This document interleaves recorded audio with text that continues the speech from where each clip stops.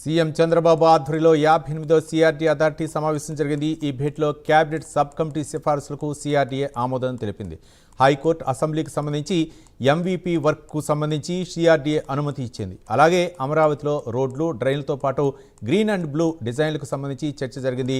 ఏజీఐసీఎల్కు పనుల బదిలీకి సంబంధించి సిఆర్డీఏ ఆమోదం తెలిపింది. అదేవిధంగా బ్యాంకులకు, బీజేపీ కార్యాలయాలకు, స్థలాలకు సిఆర్డీఏ ఆమోదం తెలిపినట్లు మంత్రి నారాయణ తెలిపారు. అలాగే ఇతర దేశాల్లో ఉన్న పార్కులపై అధ్యయనం చేయాలని సిఏడీసీకి సూచించినట్లు మంత్రి వెల్లడించారు.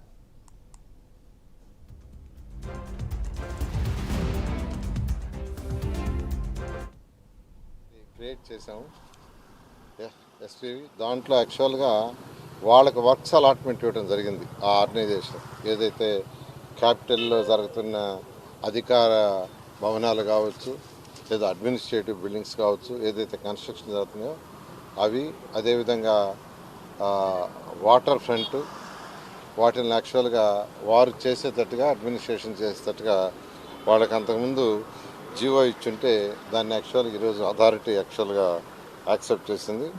అదేవిధంగా అసెంబ్లీకి సంబంధించి ఎంఈపీ వర్క్స్ అంటే అంతకుముందు అసెంబ్లీకి, హైకోర్టుకి స్ట్రక్చర్కి టెండర్ పిలిచి ఎంతో వేగవంతంగా వర్క్ జరుగుతుంది. దాంతో యాక్చువల్గా ఎంఈపీ వర్క్స్ అయినటువంటి ప్లంబర్ కావచ్చు, ఎలక్ట్రికల్ కావచ్చు, లిఫ్ట్ కావచ్చు, వాటికి సంబంధించిన హైకోర్టు అండ్ అసెంబ్లీ రెండింటికి సంబంధించి ఈరోజు అథారిటీ యాక్చువల్గా ఈరోజు అప్రూవల్ ఇవ్వడం జరిగింది. ఇది కాకుండా గ్రీనరీ విషయం డిస్కస్ చేశారు.